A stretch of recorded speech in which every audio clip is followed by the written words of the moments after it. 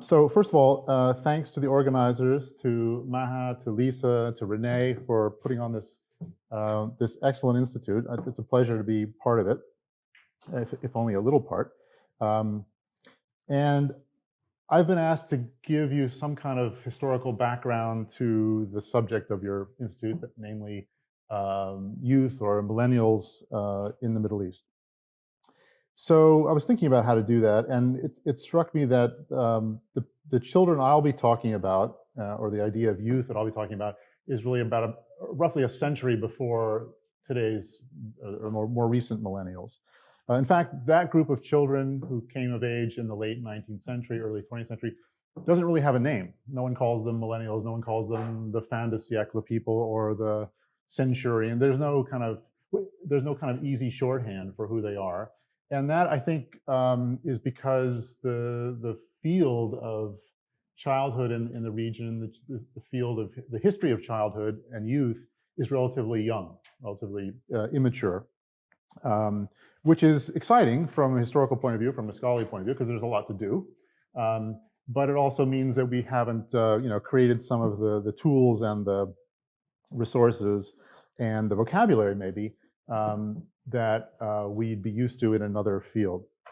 So we're talking about a previous generation and really another Middle East, a different Middle East, a precursor Middle East, roughly 100 years before this one, when most of the region was still part of the Ottoman Empire, which had not yet broken up into a number of different, mostly nation states.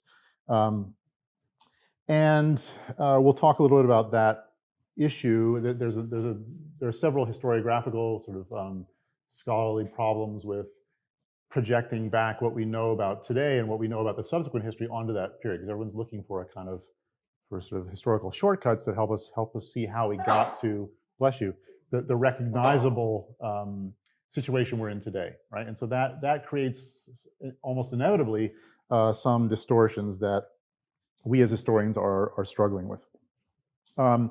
But the late 19th century, early 20th century in the region, as I say, in some ways was a very different region. And it was one of remarkable change and flux and upheaval, right? And some of that was technologically driven.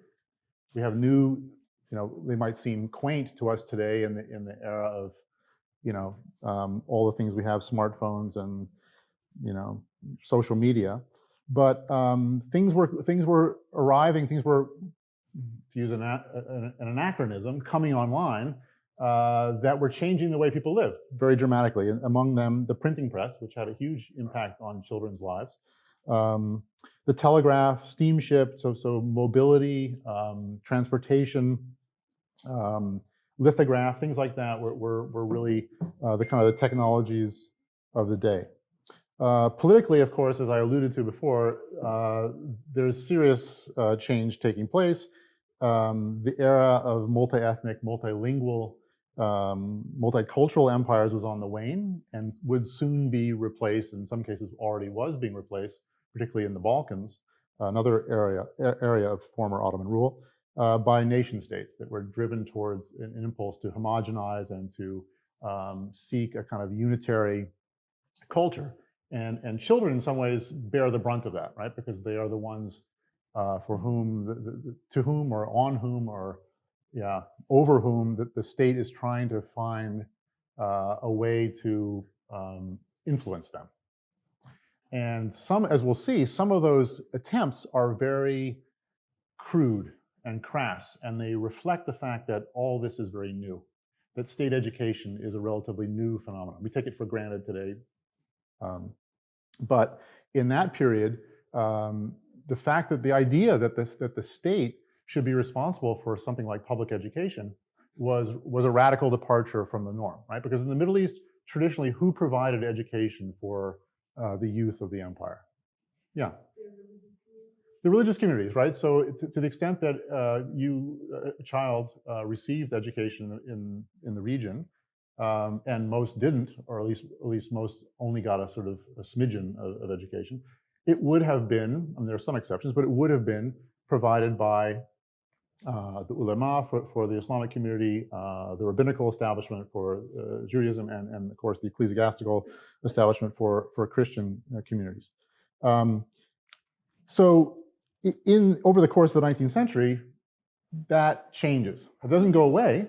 We still have the existence into the 20th century, well into the 20th century, of let's say ecclesiastically, theologically, religiously organized and supplied education. But now there's going to be a kind of dual situation where we have a burgeoning and rapidly growing state education on the one hand, and the continuation, in some cases diminished because resources in many cases are being transferred to the state system through changes in tax policy and revenue gathering by the state. But we'll have a kind of dual system. The same thing, of course, obtains in the legal field, where you have the religious courts, the qadi courts, or the rabbinical courts, or the ecclesiastical courts on the one hand, and also the state courts, trying to carve out a territory for them. So, and we should see the case of the Ottoman Empire in this respect, in terms of it's soon, the fact that it's soon going to disappear is in some ways very similar to what's happening in the Russian Empire, in the Austro-Hungarian Empire. All three empires are going to disappear after World War I, right? Another problem with the historiographical legacy is that we kind of assume that they're therefore moribund and they're dead weight and they're going to go away. So we don't really focus on them so much. We focus on the new, we focus on what's coming out, the new nation states. But in some ways that's a mistake, because nobody operating in the late Ottoman Empire was planning on it disappearing, right? In fact, the state is pumping huge amounts of resource, scarce resource, because the empire is shrinking, the tax base is shrinking, but huge amounts of money are being diverted to state education, right? So this wouldn't have happened if everyone thought, well, the empire is about to go, let's not bother, right? It's not happening that way. There's a huge optimism about what education can do. And sometimes it's easy for us to sort of lose sight of that because we know the rest of the story, or we think we know the rest of the story, right? And of course, this is a time of other, less exciting political change, namely warfare, destruction, and upheaval. So the late Ottoman Empire from, well, you pick your date, but from the 1870s onwards witnesses a number of pretty devastating wars, which means that children and children's issues are not always at the forefront of the agenda. But as we'll see, there are some remarkable periods in which, even while wars are raging, and you'd think that the grown-ups have something better to think about or more important to think about, they're still planning for and putting emphasis and attention and resource into education. And the last thing to say about the kinds of change that are taking place in this period is that it's one of also important social change in which education plays a remarkable role, right? Because we have things like the expansion of the modern military, expansion of the modern state education system, and with that, rises in literacy, rises in social mobility, together with the sort of geographical mobility that the new technology, the new transportation possibilities are providing, means that society is more mobile, and many children have possibilities that were foreclosed to their parents and grandparents, right? So it's a period of social change, and a lot of that is being driven, not all of that, but a lot of that is being driven by the state. Okay, so let's see. I've already gotten somewhat distracted, but let me talk about just mention a few things that I'd like to talk about this morning. First, we mentioned that idea of there not being a catch-all term for children and youth in this period. Transition, we mentioned that, and basically covered all of this, I think. So we'll talk a little bit about historiographical problems. One of the big ones, apart from the fact that we know that the empire is collapsing and is going to result in a number of different states, most of which are organized around the principle of the nation, as difficult as that is for a population and a region where the geography is not easily or happily divided into ethno-national groups. The other problem, or one other problem we have, is an overemphasis on Western influence. And I was thinking about this a little bit when I was listening to Dr. Boom's lecture on Sunday evening. Is one of the things he was saying when looking at the ultras in Morocco is that a lot of the vocabulary of who they are, how they're labeled, what they do, comes from from Italy, right? It comes from Europe. The term ultra is coming from Italian football. The place they stand in the stadium is the Curva Nord, Curva Sud. That's where the hardcore fans, the tifosi, hang out. And the term tifo, the kind of elaborate rituals or performances, the theatrical, as he implied, performance taking place, also is a term from Italy. But as Omar was saying, we shouldn't be deluded into thinking that because these are Italian terms, it's just a simple application of something that takes place in Italy. We just transpose it to Morocco, and boom, we understand it, right? That's similar things happening in the late Ottoman period, especially with respect to education, because a lot of many of the models for the schools that were being built in the late Ottoman Empire were coming from Western Europe, mostly from France, although there were important influences from the kindergarten movement, so German, and there were people who were interested in some of the British models of education as well. So there's a tendency, or there's a temptation to say, well, we know about this story. This is kind of what we're used to in the West. Therefore, boom, we see that it's appearing in the Middle East. We understand it already. But of course, when it's being introduced into the region, it's being adapted, it's being modified. It's not simply being adopted, right? It's being changed, and in this case, it's being indigenized or Ottomanized, and the state is. We can see a kind of process where some of the initial importations are rather crude and simplistic, to the point where actually the late Ottoman Empire, they send a message to the Ottoman ambassador in Paris and say, give us blueprints for the lycées that are now becoming, and only fairly recently being systematized in France. And they take those blueprints and they copy them so you can say, okay, yeah, simple copying, right? Simple transposition from one place to another. But not so quick, because what's happening in terms of the curriculum, what's happening in terms of inside the classroom, what's happening in terms of the whole raison d'etre for the education itself, the reason that the state is spending so much money on education is, of course, different in the local context, in the imperial context, and also sometimes in the local context, because they're important local actors who are able to sort of gain the attention of Istanbul, and to get the resources, the money, the jobs, the patronage that comes with building a new institution, and they have some local control over it. So we always see a kind of tension between something that's taking place at the imperial level and something that's taking place at the local level. Another problem we have historically, and I think you had inflicted upon you an article I wrote some time ago, right? So okay, so you've had enough of that probably to think about. We can talk more about that later. Another issue, and this is something that as historians we're dealing with all the time, is the sources for this period are heavily dominated by the state, right? They tend to want to tell the state story, and it's remarkable. And something I struggled with, in all the research I did on education, was how easy it was to find state-supplied material, how difficult it was to find the voice of the children or the families or the individuals, and sometimes even the teachers affected, right? So, you can get reams and reams of paper from the Ottoman archives that will tell you everything about, from the price of roofing materials to the policy behind creating a certain school, but you really struggle to find out what it felt like to be there.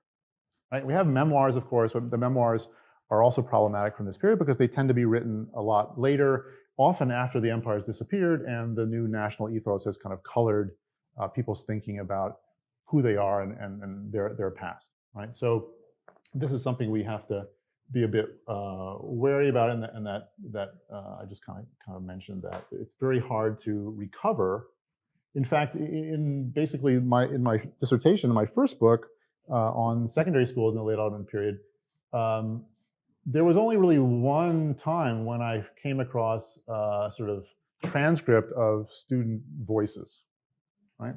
One lousy document from all the hundreds of thousands that I, looked at over years of research, and that was a kind of a deposition of some students who had gotten in trouble, right? And they were basically brought in and probably by the ear and said, okay, and interrogated separately to see if their stories matched up. And so we have, and then they wrote a petition complaining to the authorities about how badly they've been treated. Two very interesting documents. The petition written in a very different kind of elevated sort of bureaucratese language, which was very kind of highfalutin. And then the depositions, which were very sort of basic language. Where were you on the night of X? What did you do? And that was really one of the very few times. So it makes you consider how difficult it is to access that. So no YouTube, right? We don't have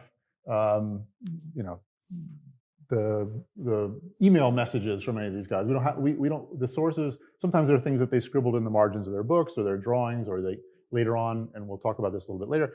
We get some magazines, and you can see how they're doing the crossword puzzles, or they're doodling, or they're defacing it or whatever. But we don't have a kind of we don't have much material there. Okay, so try to stay on script.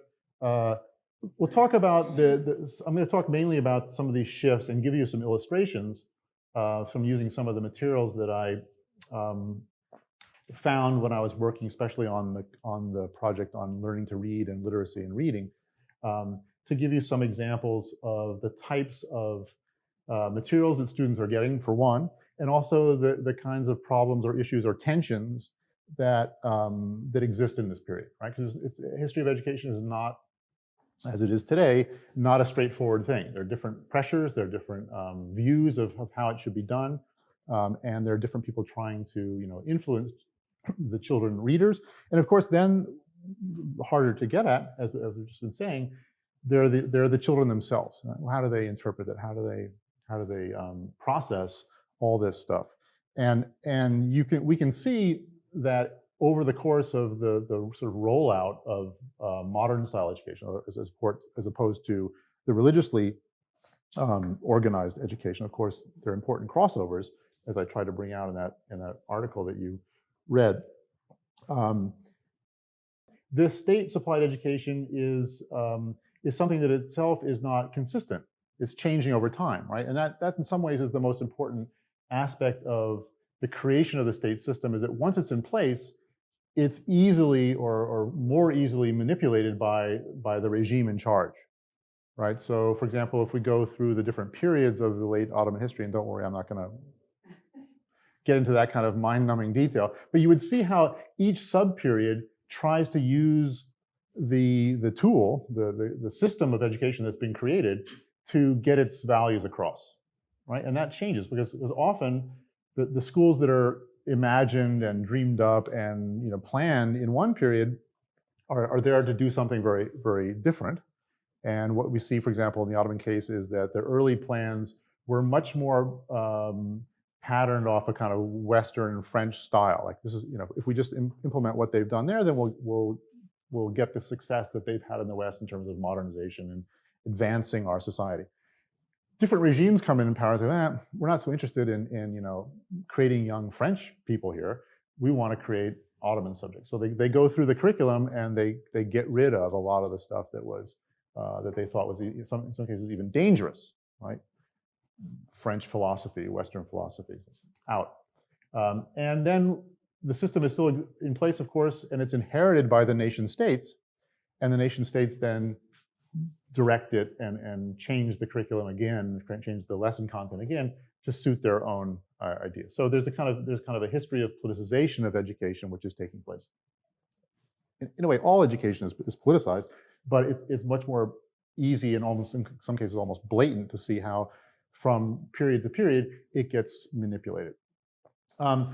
one of the things that emerges in this period is new spaces for education, new environments. Usually what we mean here is a kind of purpose-built school. So the school comes out of the mosque or out of the church or out of the synagogue and becomes a state-owned and and a place that's marked clearly as belonging to the state. So it comes under the patronage of first the Sultan, later the president of the republic that's created in the case of Turkey or other states.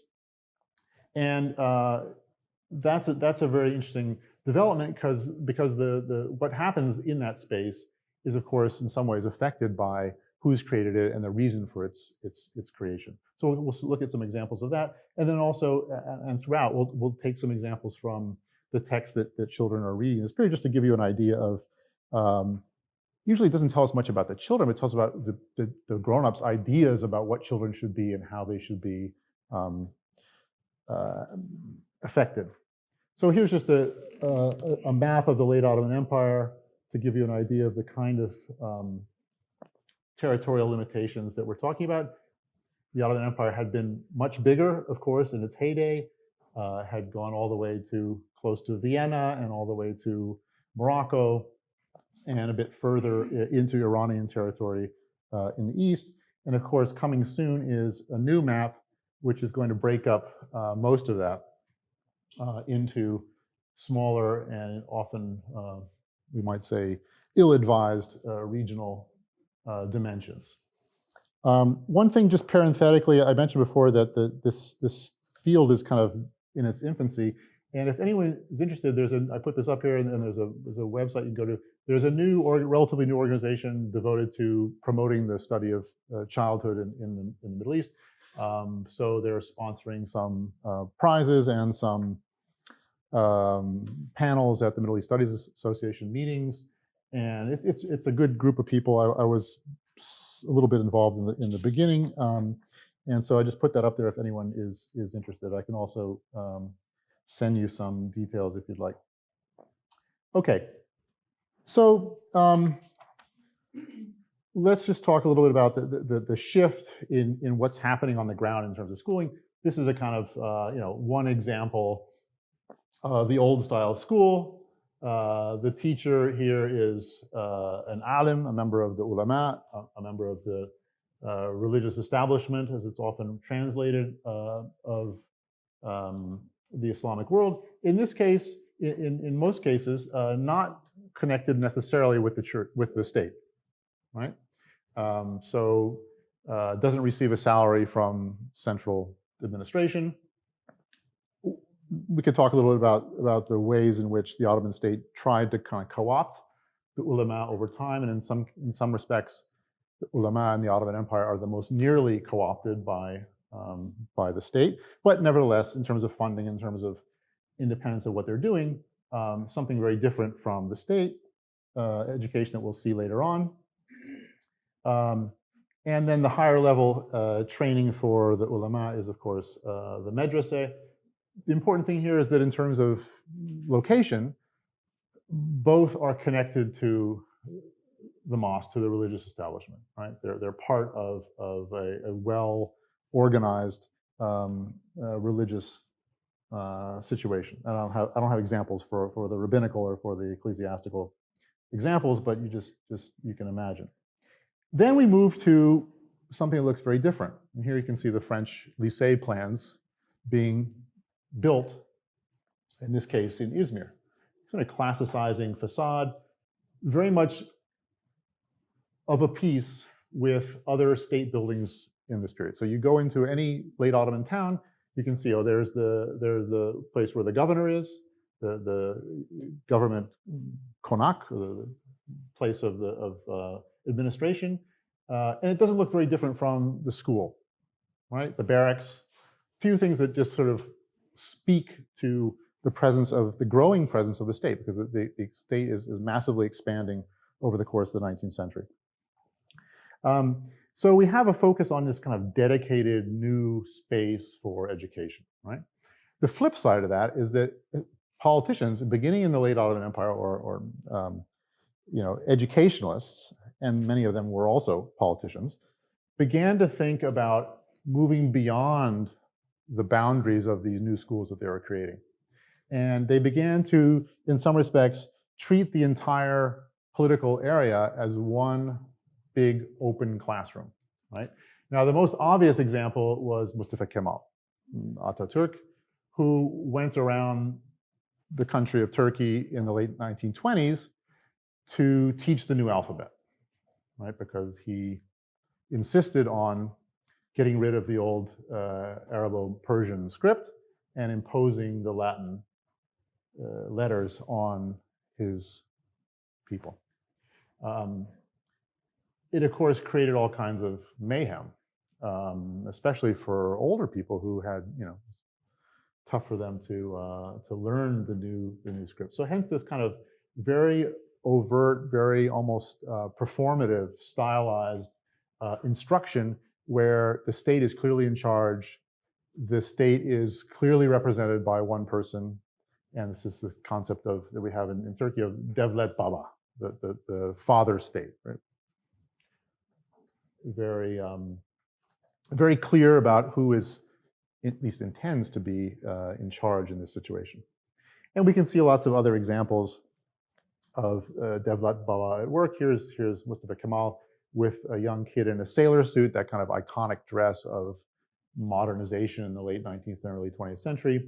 And here he is, sort of guiding a young national in learning to read, and especially in the new alphabet, right? So the state is seen as out there as being this sort of performative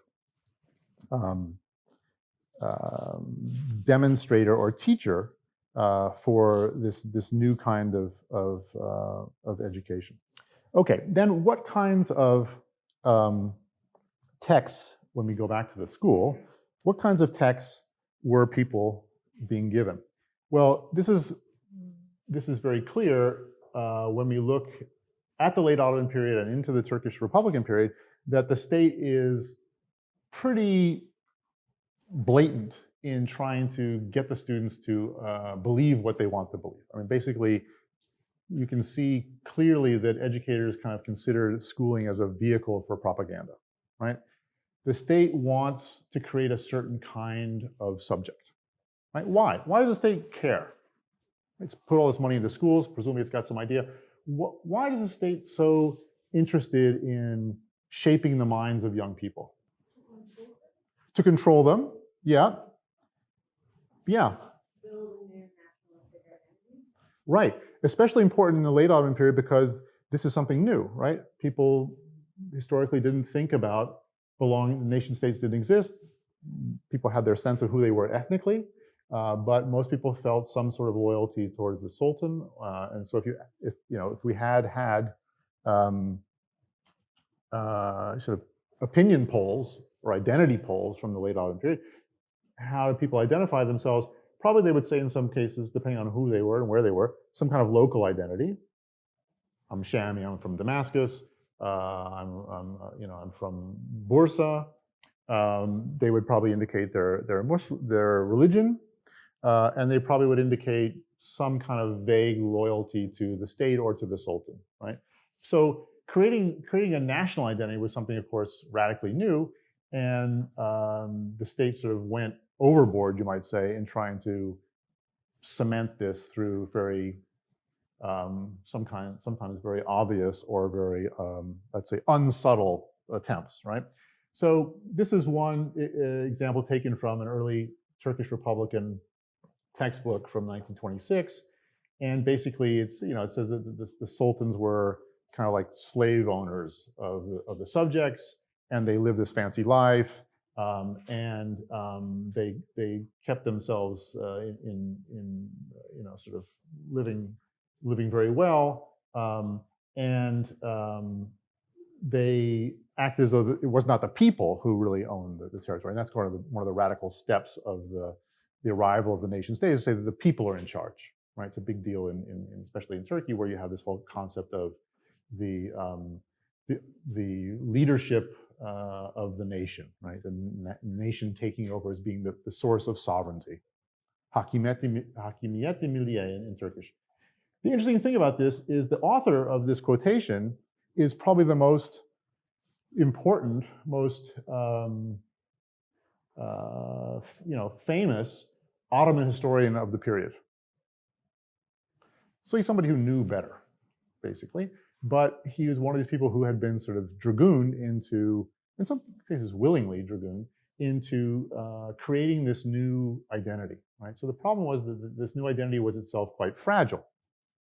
And the state was, you're a new nation state, you're 3 years old in 1926, and you're comparing yourself against a 600 plus year empire, okay? What does that mean? It means you've got a bit of a, what political scientists sometimes refer to as a legitimacy deficit, right? You don't have a big history to draw on. You have this exciting new idea about the people being in charge, but it's really untested.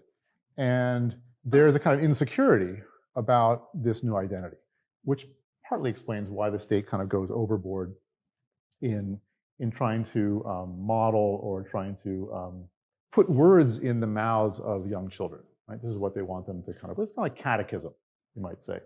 So again, another crossover between a religious and a state type of ideology. Here's another form of modeling that these are all drawn from primers, reading textbooks that taught people how to read or expanded their literacy in the period. And here is a kind of a skit that's being enacted so that the students can sort of imagine themselves part of this sort of miniature national enactment, right? And there's the bad guy who's not surprisingly called Osman, who represents the old Padishah, the old Sultan, who's hasn't really realized that the people are in charge now, and he's past it. And then there's this Turhan character who represents a good kind of old Turkic name, who basically is telling the kids that that the Sultan doesn't have any rights over them anymore, and basically the children they're playing a game, and the child basically it's about who's in control, who's in charge, who's going to be the leader of this group, which is kind of representative of society at large. And Osman, the sort of bossy Sultan guy, oops, I thought I turned off my phone, sorry about that, says, you have to give all your toys to me. Things that really matter for children is like toys, right? Not national leadership or national sovereignty. And he, even threatens them with a rifle. And then Turhan stands up to them and says, who do you think you are, mister? You're acting like the evil Padishah who robbed the nation. That day has gone, right? So this is a sort of, like, okay, the times they are a-changing kind of thing. So you have this very sort of not so subtle demonstration effect in children's texts that are trying to get the children to sort of imagine or incorporate the broader ideas that are supposed to be played out at the national level. Now, I talked a little bit about this already, but yeah, the shift that's taking place at the sort of meta level is one where education is being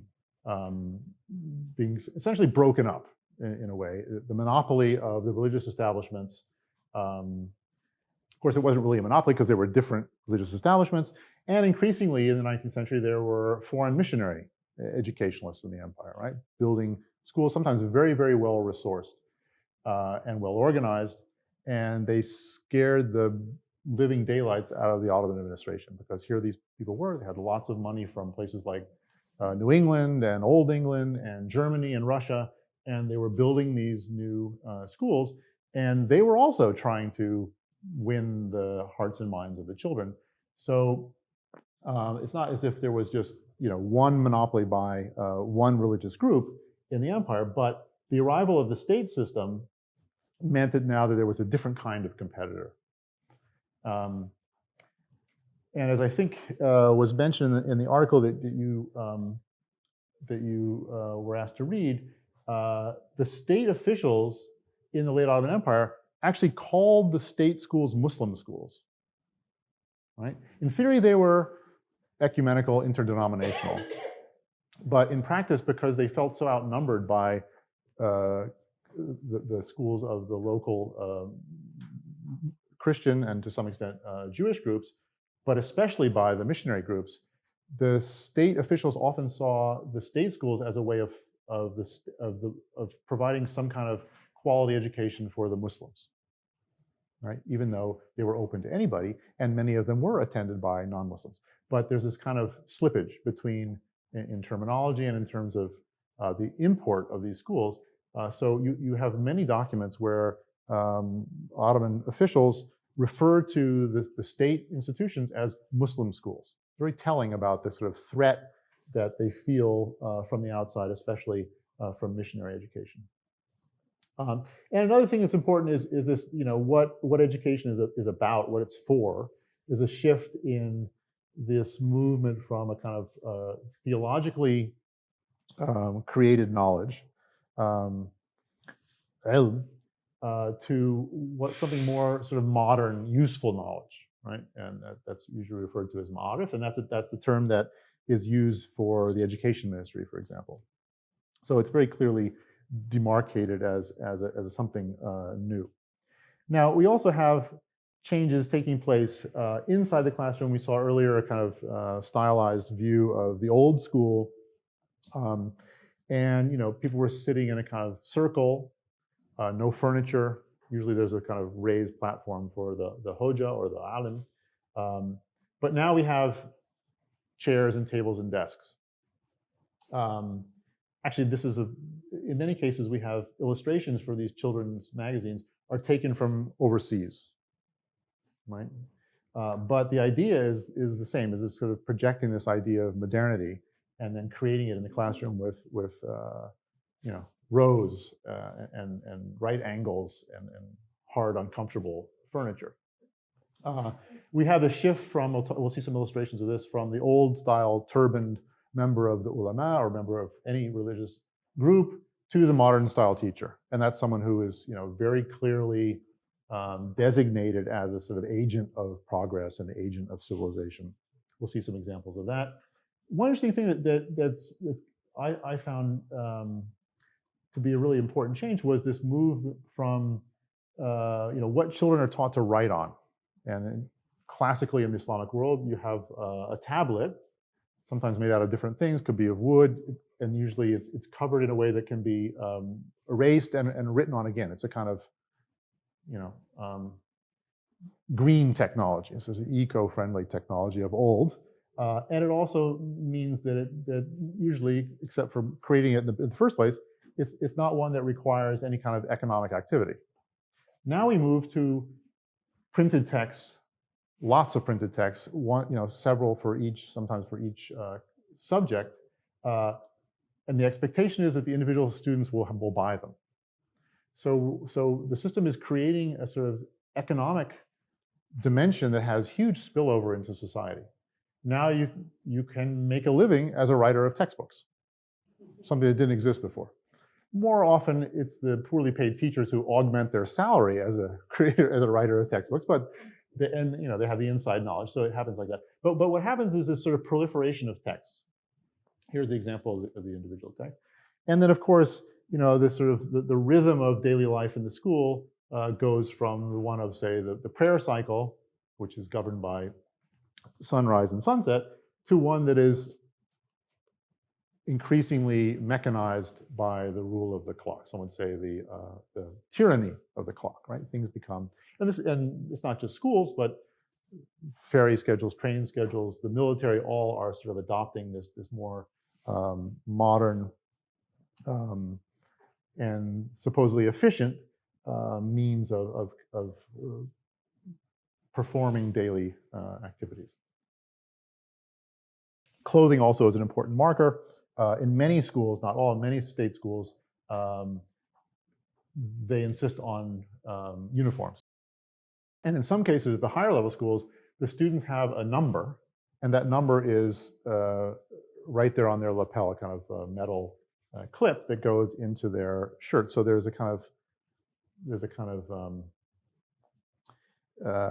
processing of students by numbers. And interestingly, you can find, like, for example, that student disciplinary case I was talking about, the students actually refer to themselves by their numbers.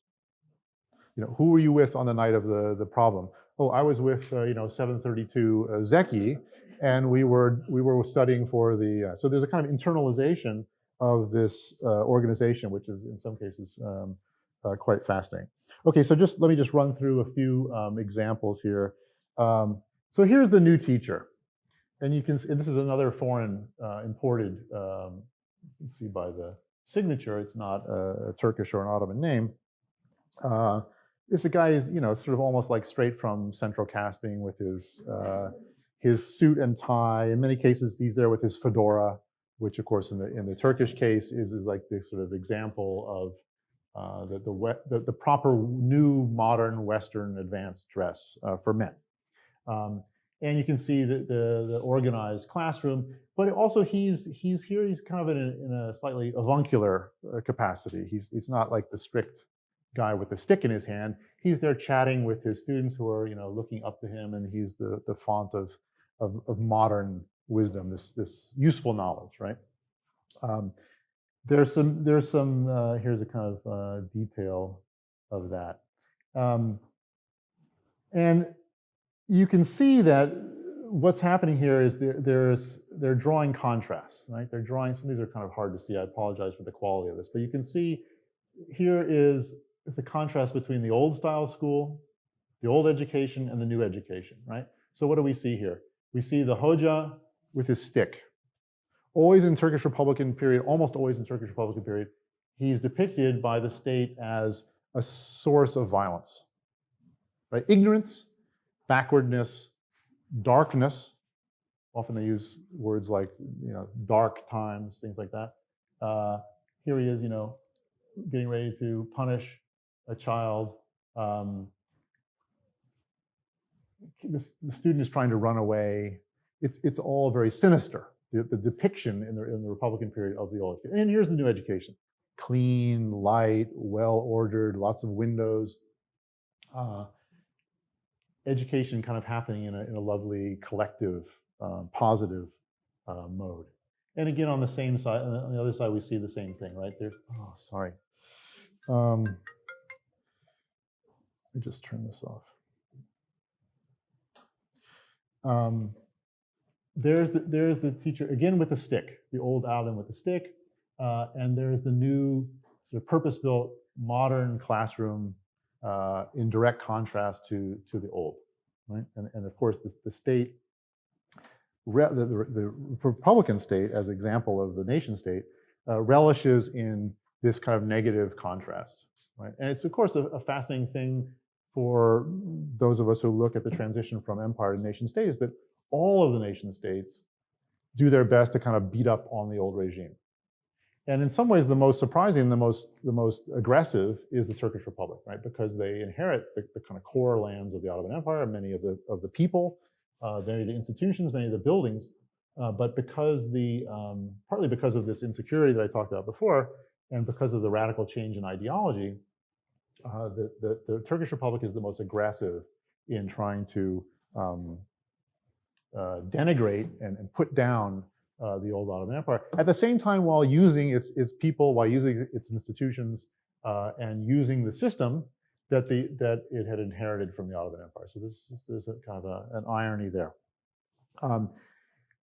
Now, but the interesting thing is that there's a more, this presents a very kind of clear, overly clear contrast between the old style and the new style. But of course, there were different gradations along the way. And here, for example, we have a member of the ulama in charge, or not so much in charge, of a classroom with modern road desks. So it's not the same as the circular. This is not taking place in a mosque, right? This is not a mektab. This is one of the new style schools. The maps on the wall, the blackboard. So it shows us a couple things. One, that when the new system was built, it relied heavily on the personnel of the old system, right? They couldn't just create teachers overnight. So they had to draw on the existing people. In many cases, they're members of the ulama. Now, this particular publication, Yeni Yol, this is from probably the 1925-26, early Turkish Republican. And what's going on here? What's it showing? What do you think the purpose of this illustration is?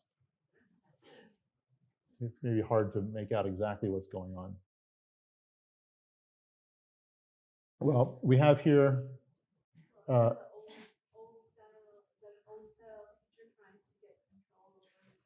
exactly. He's lost control, right? He's struggling. He's struggling to keep the new modern youth in line, you could say. On the blackboard, he's trying to teach a lesson in Arabic grammar, which of course the New Republic is saying is kind of outmoded and is irrelevant anymore. So the student's doing something else. Here the students are reading this same publication. It's a bit like Mad Magazine, right? So where you have that, and here somewhere maybe it's cut off from this. Yeah. Oh, here we have a fist coming in from the right margin to punch this kid in the back. Basically, everything is going on except what is supposed to be going on in the classroom. Yeah. What is that? It looks like a cat drinking milk. What's it? Yeah, there's someone's going to illustrated. You mean here? No, just up at the top. Yeah. Oh yeah. Oh yeah. Opposite from what looks like a young girl reading. Yeah, yeah. This is a kind of very crude attempt. See, this is they're feeling their way into a new kind of literature. This is a cat taking a nap, and this is a girl reading a book. So again, they're trying to model, this new sort of world of reading. There's a lot of we'll come to this in a minute. There's a lot of there are attempts. What it suggests to me is that the grown-ups who are trying to gain young readers and gain a kind of clientele don't really understand how children operate, right? But they're trying. They're thinking about what they could put up there to attract children. And so you see some kind of weird stuff. You see some fantasy. You see some almost like, again, a kind of anachronism, some kind of Disney-esque type of things, where they're trying to imagine what children would want to see in a publication if they, or they're more likely their parents, are going to pay for it. Yeah. Oh, just a side note, but it's interesting as a parent of a 2-year-old, almost every kid's book has a cat in it. Just randomly, please. Right. So so there's something, there's something for every age to focus on, maybe, or there's something visual for all kids to relate to. Yeah, I mean, it's weird. We'll see some other examples. Yeah, animals start to appear, and you can see just the technology, just the quality of the art is very crude here. Yeah.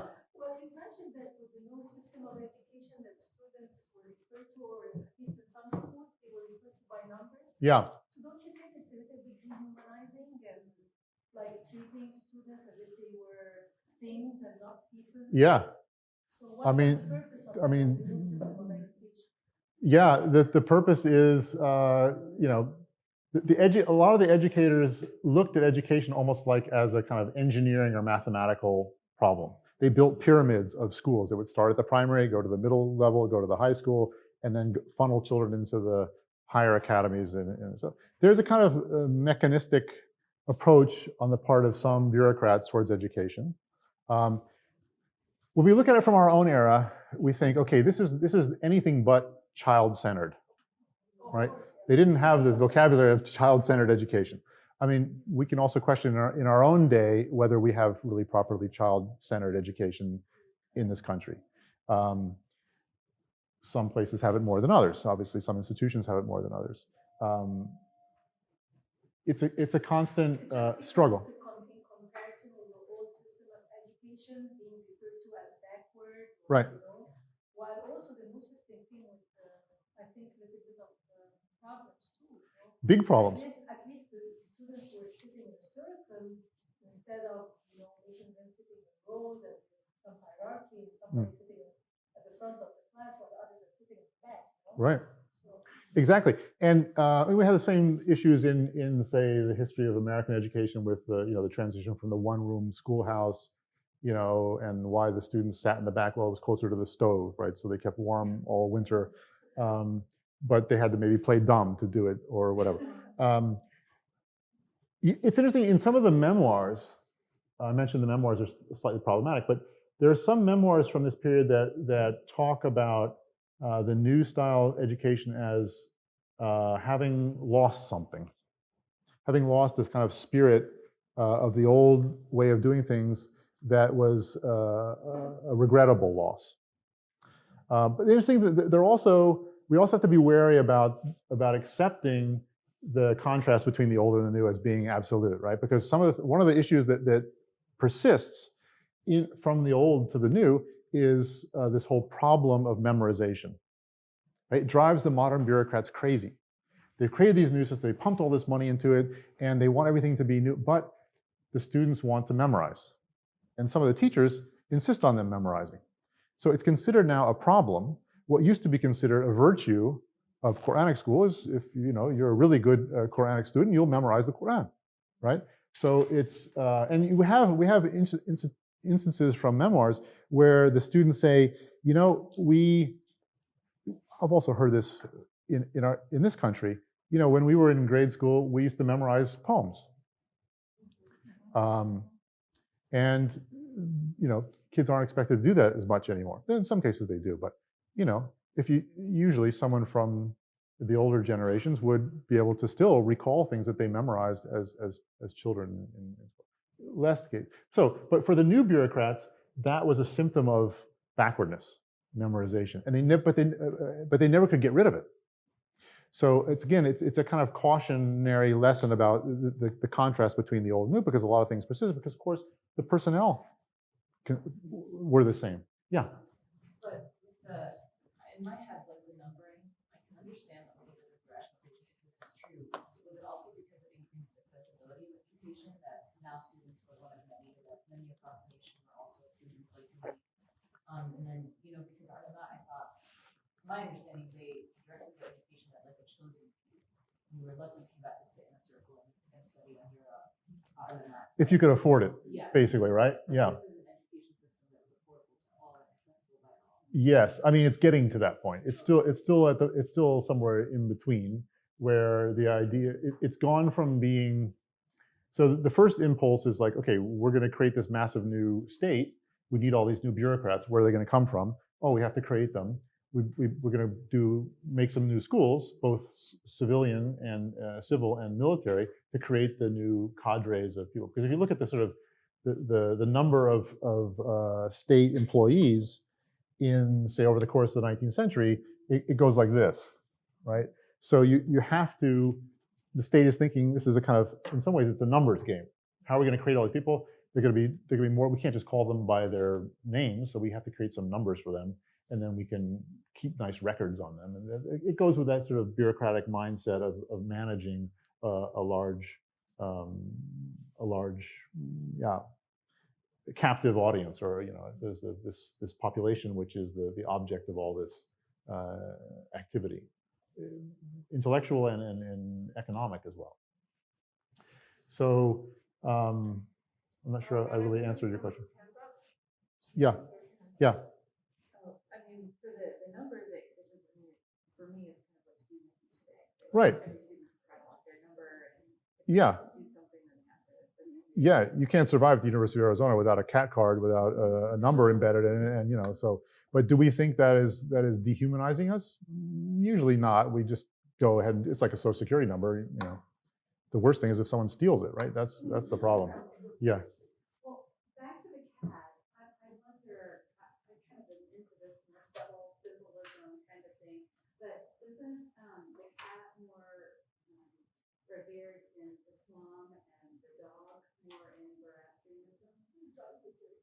Yeah, dogs are ritually unclean in Islam. Yeah, you don't see a lot of dogs. Occasionally, though, this is something the Republic brings. This is an early Republican thing. We begin to see puppies. Puppies are a feature in some children's magazines. Now, this is not a state production, right? This is something that, if we have time, we can talk a little bit about, is that the state has effectively created a market because of the volume of education. And it's created economic actors. We talk about teachers who wrote textbooks to augment their salary. It also now is creating a private publishing market. And so there's a dimension of commodification that's taking place with respect to texts. And you can see in the beginning, and this begins in the late Ottoman period. There are really interesting attempts by private actors to insinuate themselves into this market, to create reading material that's going to make money. And we'll see some examples. This publication, Yeni Yol, The New Path, The New Road, is one of the first examples from the Republic that shows us a kind of break from the super serious didactic demonstrating quality of the state textbook, right? It's anti-authoritarian. Of course, in this case, the authority figure is maybe easier for the state to swallow because it's the old alim. But this is not the kind of stuff you see in a state textbook, a kid punching someone in the back during classroom. This is so, they're trying to kind of get on the side of the students. And they're trying to create a market and a product which is desirable and that students will, or they will get a few kurush from their parents and go to the corner store and buy. Or increasingly, as we'll see, subscribe to a postally delivered publication. Yeah? As a side note, it seems like all the teachers are men and most of the students, are boys except for their adopted pictures. Was that the case? Not entirely, but mostly. Yeah. If you look at the spread of state education, so we talked about this a little bit. The initial impulse of the state is to create bureaucrats. The bureaucrats are 100% male in this period. It's going to change in the Republican period, in the post-Ottoman period. And then we have this transition from educating people to do the work of the state to moving out towards public education, right? Of course, that's a huge stretch. So usually in the period we're talking about here, we don't have full education. In theory, we have it, because as of 1869, there's a law in the books that say public education is open for everyone and should be free of charge. But do they have the means to provide a school in every little village? No. So it's a work in progress. But it's certainly gone beyond the creation of bureaucrats. The ultimate aim is to educate the population. But the huge resource problems there, and there are also problems of access. And some people live in this is before roads are connecting many villages, so getting to school is similar problems that we had in this country not that long ago with the rural schoolhouse and all those kinds of things. I have a question, because this reminds me a lot of some of the changes that were happening in Egypt at the same time. Yeah. And I know Timothy Mitchell and Omnia Shakri have both written about this stuff. And I remember Omnia had in The Great Social Laboratory, she had some descriptions about the development of sociological associations and the Egyptian Psychological Association in the 1920s, specifically also geared to kind of the numbering and the finding of the peasants and of the school children. And I was wondering if you saw the same thing in the new Turkish Republic, of a development of school psychology and social psychology to try and affect more change and create this new generation. Yeah, it's a really good point. And that there's the same, also, before I try to answer that question, there's also an important dimension which I think you alluded to there, which is that this, when it spreads out from being just educating future bureaucrats to the population, there's a kind of, basically it amounts to an urban, maybe assault is slightly overly aggressive term, but it's an urban imposition on the countryside. And this is really clear in the late Ottoman case, especially in the Republic, where you have these Republican grandees who knew nothing about village life, but they established these institutions to tell the villagers how to live. And you mentioned before women teachers. One of the stock, there are some examples from the late Ottoman period of modern schools being with female teachers, very rare. In the Republic, it becomes almost an iconic profession for the new style woman to be a teacher, right? It's one of the things that is okay as a new profession. And one of the early important works of fiction is a novel called Çalıkuşu, the Wren, the bird, the wren, and it's about a woman teacher who goes into the countryside and to teach. So that and the sort of the army officer were sort of the sort of vanguards of Republican ideology. So you do have an important female dimension in that. But again, in some ways, I would say what's more operative there is not the fact that some of the teachers are women, but that this is a kind of class and regional urban imposition on the countryside, right? This is a top-down Kemalist nationalism at work, right? It's not, we don't go to the village and say, okay, what would you like to do? What would you like a school to do for you? No, the school comes to you and says, this is how you're going to be a citizen of the Turkish Republic. And it's remarkably brutal sometimes in its imposition of values and biases. To go one step back, a lot of those people were actually not from Anatolia at all. A lot of the cadres of the early republic were from, like Mustafa Kemal himself, were from the Balkans. So they really didn't know much about Anatolian village life. So there's another problem. But back to the question of psychology and sociology, yeah, it's important, especially in the Ottoman case. We've had some good studies recently about how it developed, especially during World War I. It tends not to be so much around the school, but around how to get people to fight and how to mobilize beyond the individual soldier, the nation to take part in this increasingly totalizing conflict, which is World War I. So you have interesting studies, and of course you have also the problems that are particular to war, such as what we call today PTSD and those kinds of things. So there are some, but not many, Ottoman psychologists and also to some extent some sociologists thinking about the broader ramifications of all the issues. And education is maybe one of the more benign assaults on the population, but how the state interacts in the modern period with this new, in this new relationship with the people. Right? In the Turkish Republic, it's very clear how the state wants it to happen. It doesn't always work that way. Okay, I'm just going to go through a few more examples just to give you a kind of a sense of the material. Here's another. This is another example of attempt at humor. This is one of these children's publications, and you see the kid's got a slingshot in his pocket. He's got the journal in his pocket. They're not always, there to pay attention to the teacher. But this is a teacher who's not an Allen. He's wearing a fez and a necktie, so he's like kind of the more state representative of the state bureaucracy of the late 19th and early 20th century. And the text it's not really worth repeating, but it's a kind of a joke. It's a really slow burn of a joke.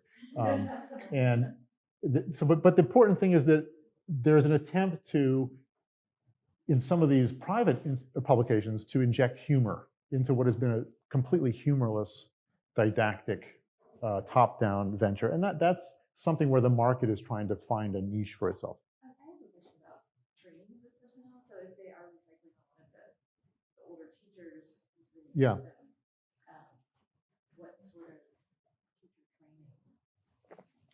Good question. I mean, they start to build teacher training colleges, what we call normal schools. They didn't have enough of them.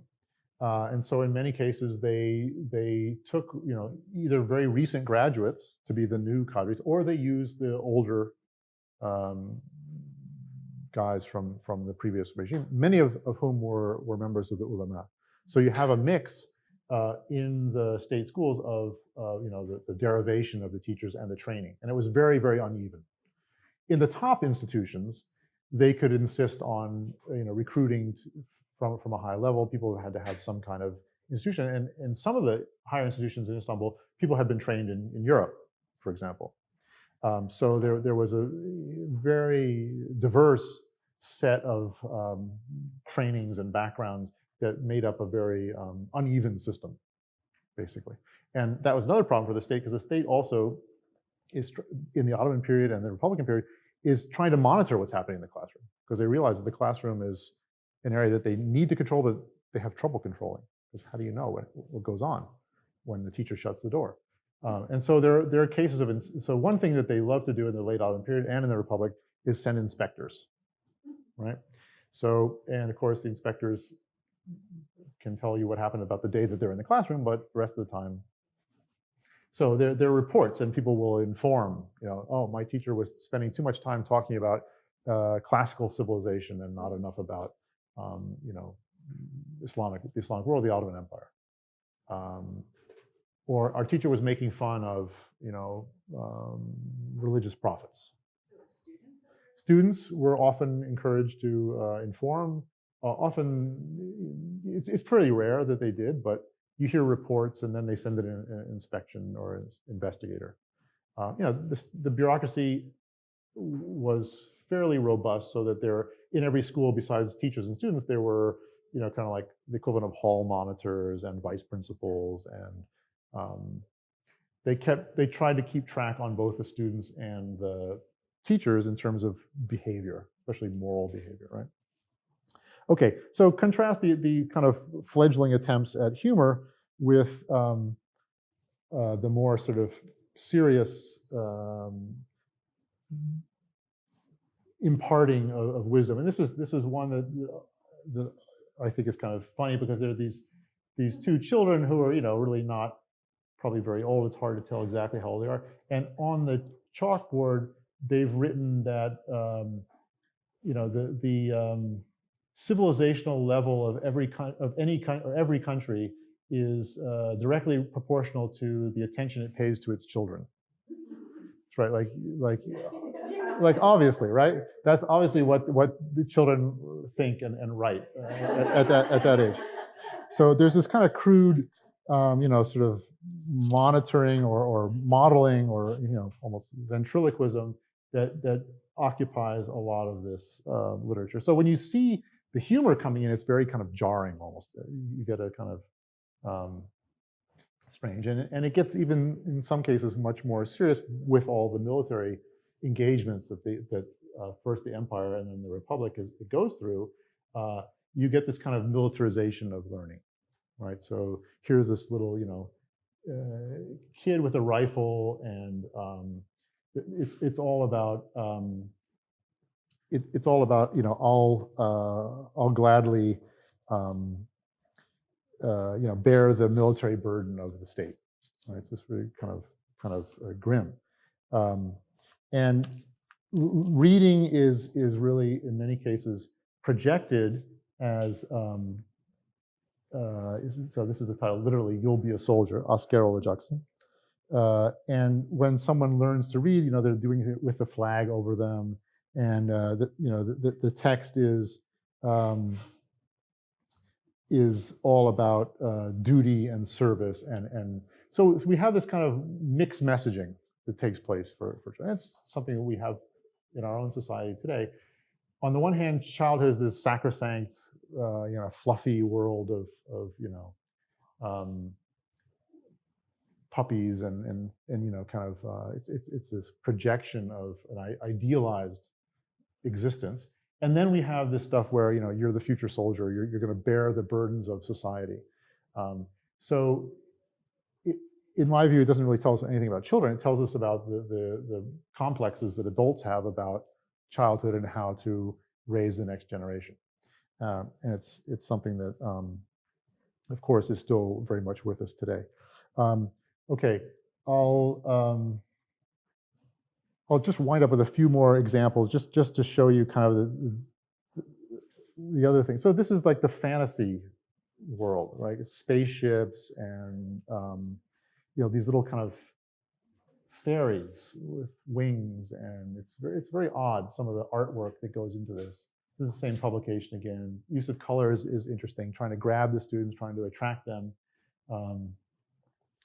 And there's a lot of these, a lot of the literature for children tries to spark their imagination in sort of travel, outer space, fantasy. Kind of, this is the period of Jules Verne and all that kind of stuff. So it's not surprising.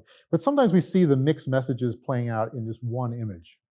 And this here we have, this is the same publication, Yeni Yol, now with Mustafa Kemal and his very stern face there in the upper right-hand corner, while below we have a little sign that tells us this is this girl named Nabahat is teaching her dolls.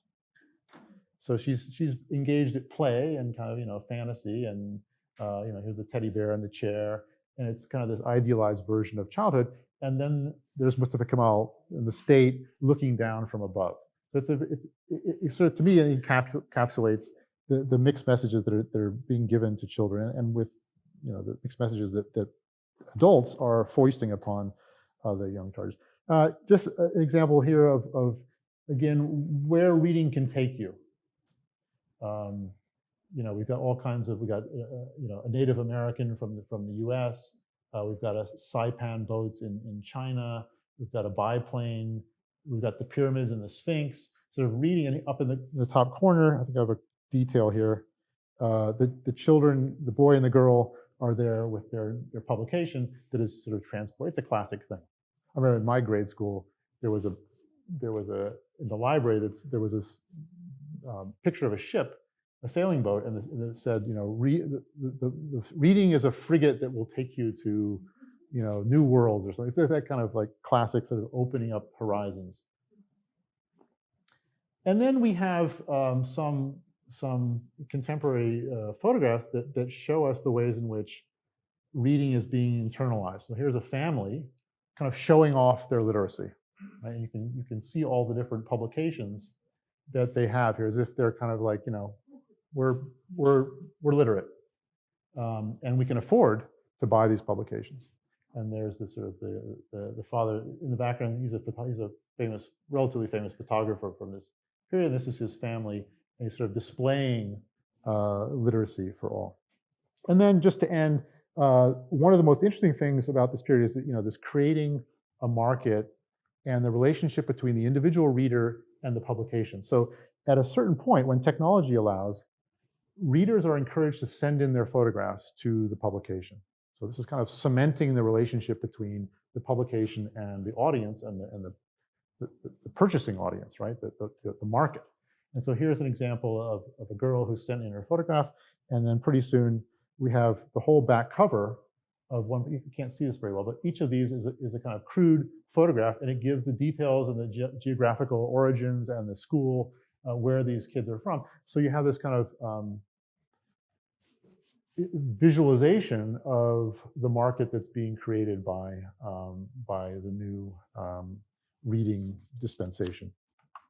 So, what I would try to leave you with is that the change in education, the change in literacy in this period, is creating this new kind of dispensation for education. It has an economic dimension, has an ideological dimension, has a sociological dimension, has other dimensions that is beginning to affect more and more children as the school system expands, as the technology allows, and it's changing the way they live. It's changing their economic possibilities. It's changing the people with whom they're in communication, even if it's only sort of virtual in this period. Like these people, didn't necessarily know each other, but now they can sort of. This is like Benedict Anderson comes to life. Where you have you can envision an audience and a readership and a political group of which you're a part, right?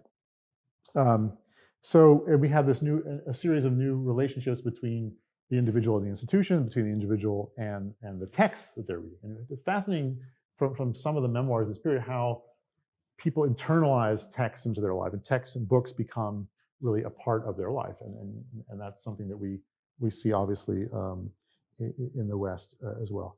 And of course, behind it all, lurking behind it all, is there's a very real political dimension. The state is trying to use some of this material, but at the same time, the state has kind of created non-state actors, economic actors in particular, who are getting sometimes in the way between in the relationship between the state and the young readers. And that is a potential, and you can see that through the injection of humor, which really plays no part in that relationship. So it's a relationship that the state has created, but of which the state quickly begins to understand that it doesn't have complete control.